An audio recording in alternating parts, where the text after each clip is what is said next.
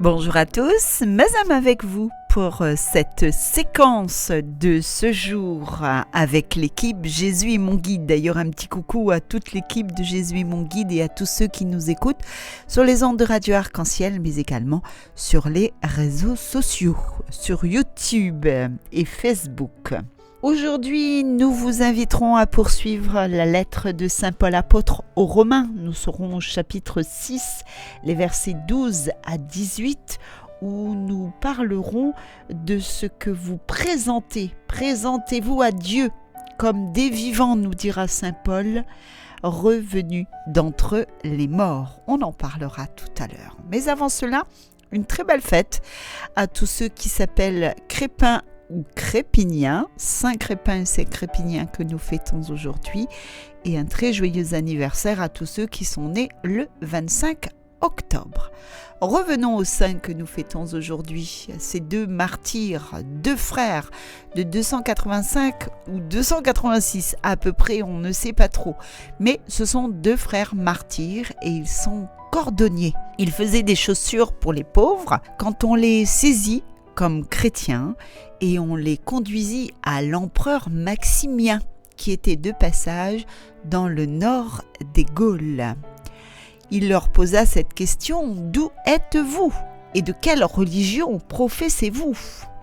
Nous sommes, répondirent-ils, de nobles Romains qui ont immigré dans les Gaules pour y prêcher la foi chrétienne. Si vous persistez dans cette folie, leur dit l'empereur, je vous ferai périr d'une mort cruelle. Si vous vous sacrifiez aux dieux, je vous comblerai de richesses et d'honneur. Tu crois nous effrayer par tes menaces, répondirent les saints martyrs. Mais pour nous, le Christ est la vie et la mort est une grâce. Quant aux richesses et aux honneurs, nous les avons quittés volontairement. Garde-les pour tes amis. Si toi-même tu ne renonces pas à tes dieux, tu brûleras au fond de l'enfer. Transporté de rage, Maximien abandonna les deux chrétiens à l'un des plus cruels exécuteurs des persécutions contre les chrétiens, nommé Rictiovarius, pour les torturer avec une violence extraordinaire. Rictiovarius leur fit enfoncer sous les ongles des roseaux pointus. Mais ces roseaux se retournèrent contre leurs bourreaux et les tuèrent ou blessèrent plusieurs. Il les fit jeter ensuite en plein hiver avec des meules de moulin au cou dans une rivière glacée. Mais ils surnagèrent et ne sentirent pas le froid. Ce fut ensuite le tour du supplice de la chaudière remplie de plomb fondu. Ce supplice fut inoffensif pour eux, comme les autres, mais une goutte du terrible liquide jaillit sur l'œil du tyran, qui ressentit une affreuse douleur et devint borgne. Sa fureur lui donna le courage de poursuivre son œuvre barbare, et les deux généreux martyrs furent jetés dans une chaudière bouillante, remplie d'un mélange de pois, de graisse et d'huile. Ils y entrèrent en chantant de pieux cantiques, et des anges vinrent les en faire sortir. Rictiovarius fut de rage et sans doute saisi du démon, se jeta au milieu du brasier et s'y tordit dans le désespoir. Telle fut la fin de ce grand persécuteur qui fit périr tant de chrétiens dans les Gaules. Quant à Crépin et à Crépinien, ils eurent la tête tranchée le lendemain au bord de l'Aisne, le 25 octobre. Le culte de Saint Crépin et Crépinien est un de ceux qui sont restés les plus populaires. Les confréries ouvrières furent établies sous leur vocable. De nombreuses églises bâties en leur honneur, d'éclatants miracles furent obtenus par leur intercession. Eh bien voilà un peu l'histoire de Saint Crépin et Saint Crépinien, deux frères martyrs cordonniers. Après cette histoire, après ce récit, eh bien nous vous proposons de poursuivre avec la communauté de l'Emmanuel. C'est par ta grâce.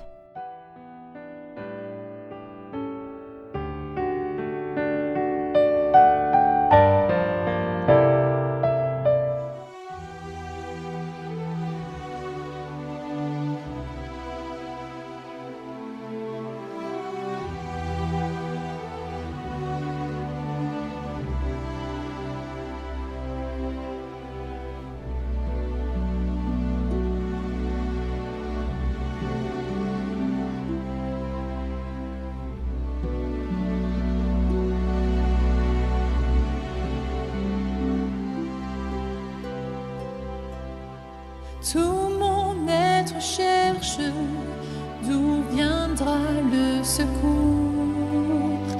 Mon secours est en Dieu qui a créé les cieux. De toute détresse, il vient me libérer. Lui, le Dieu fidèle de toute éternité.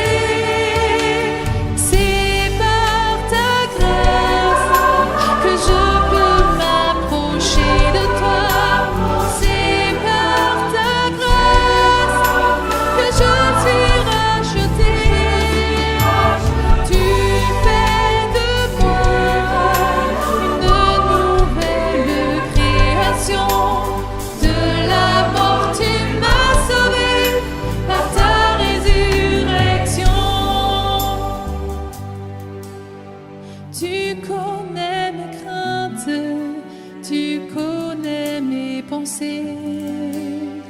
Avant que je naisse, tu m'avais appelé. Toujours tu pardonnes d'un amour infini. Ta miséricorde est un chemin de vie.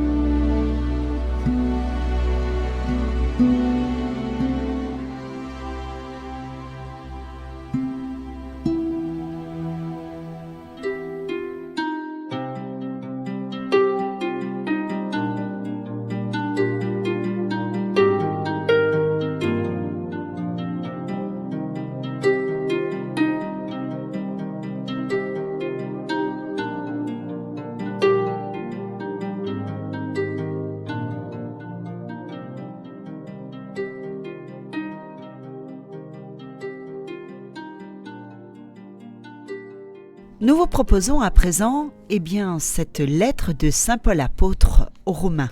Nous sommes au chapitre 6, les versets 12 à 18.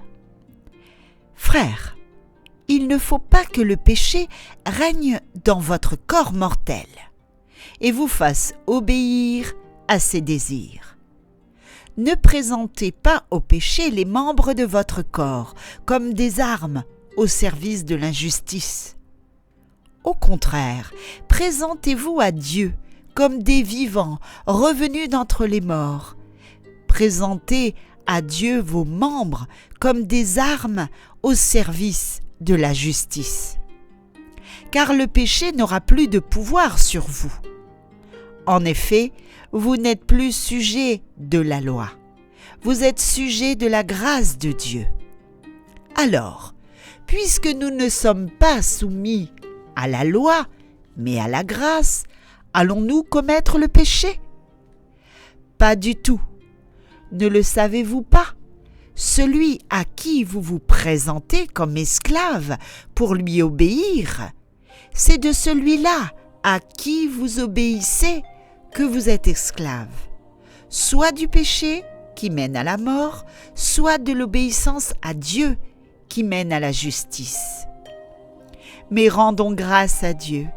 Vous qui étiez esclaves du péché, vous avez maintenant obéi de tout votre cœur au modèle présenté par l'enseignement qui vous a été transmis. Libérés du péché, vous êtes devenus esclaves de la justice. Parole du Seigneur. Nous rendons grâce à Dieu.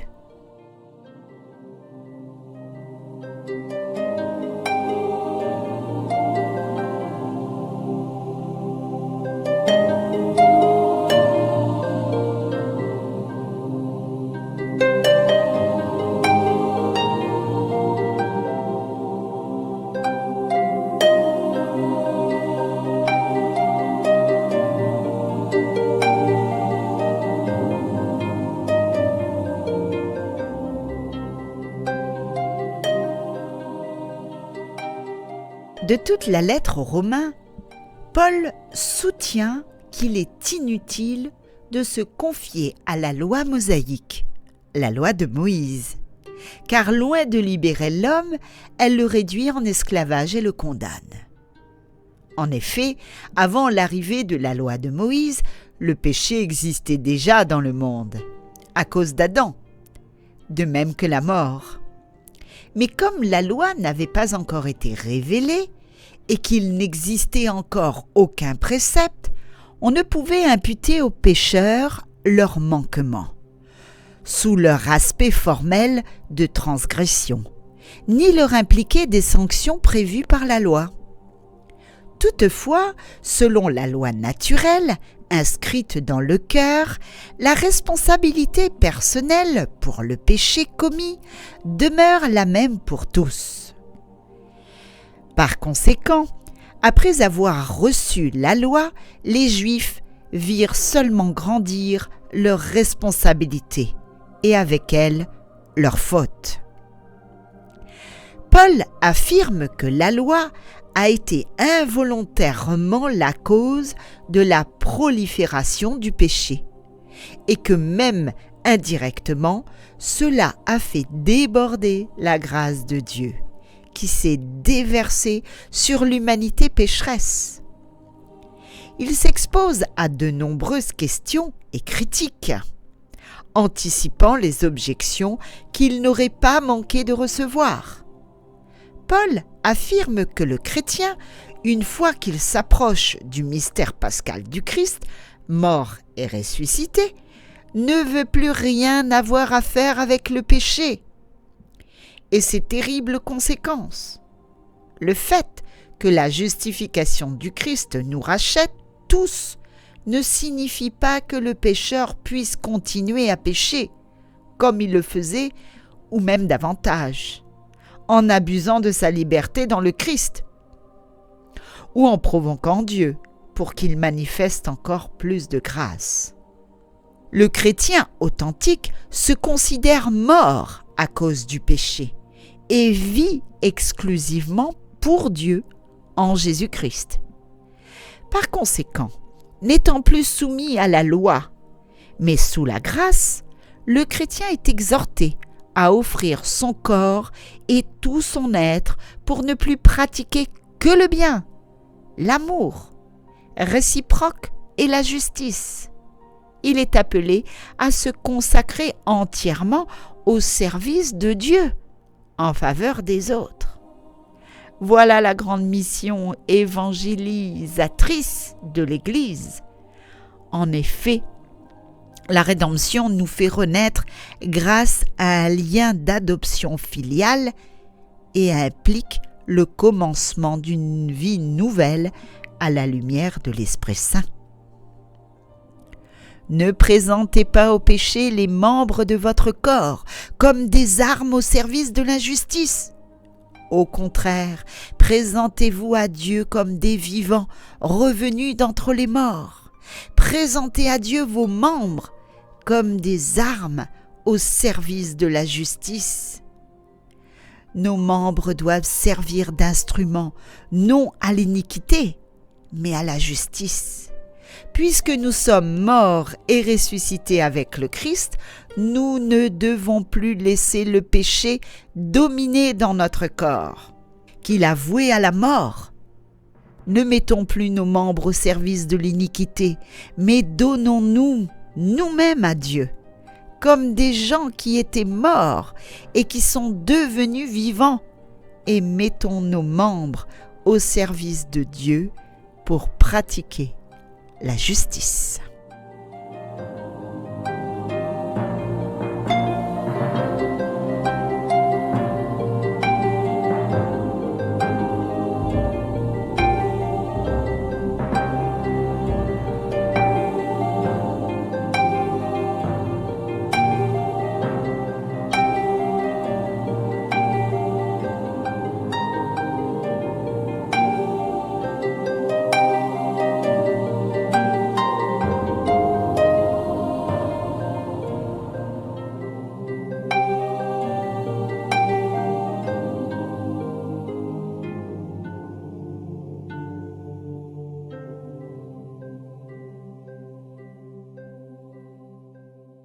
Eh bien, je vous propose à présent de partager ensemble le psaume de ce jour, le psaume 123.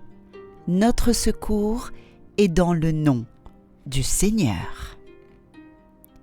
Sans le Seigneur qui était pour nous, qu'Israël le redise.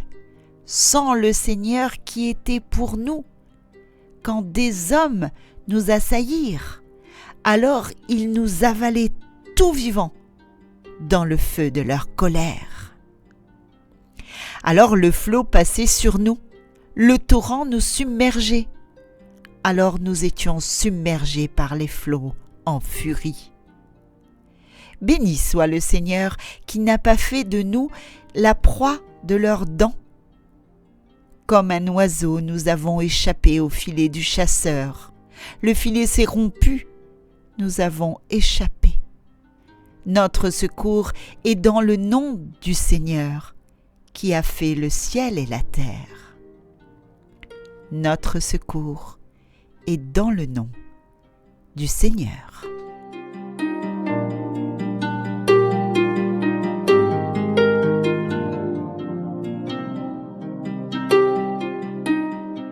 C'était le psaume de ce jour. Notre secours est dans le nom du Seigneur avec le psaume 123. Merci à tous de votre fidélité. Il est déjà l'heure de nous séparer pour cette séquence avec le groupe Jésus est mon guide. Merci de nous avoir écoutés. Merci d'avoir partagé avec nous.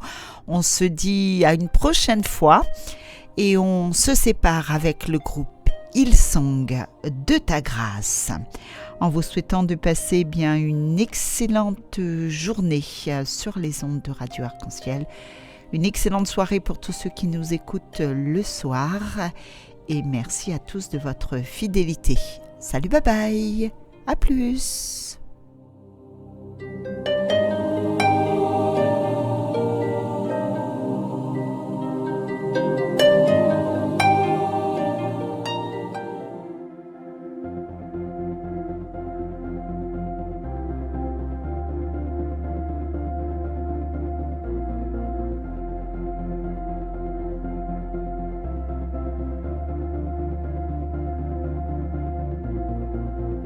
Si l'amour a souffert la croix, combien précieux son sang pour moi. La beauté des cieux vêtue de ma honte, cet amour parfait mort à ma place. Ces plaies témoignent de son amour.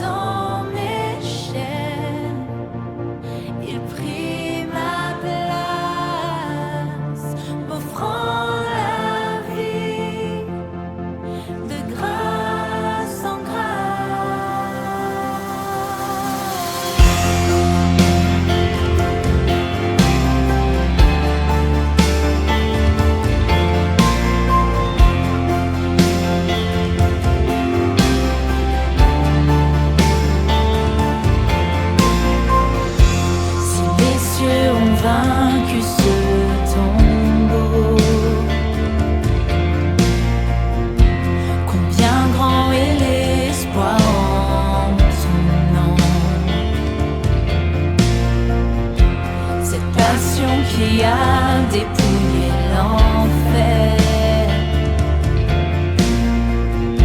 Cette promesse qui a fait rouler la pierre. Si ma liberté valait ta vie, oh, oh, oh, pour me pardonner, oh quel grand prix. Oh Jésus, oui par amour tu as tout payé. C'est merveilleux, si glorieux, mon sauveur est victorieux, brisant les chaînes, il prit ma place, m'offrant la vie, de grâce en grâce.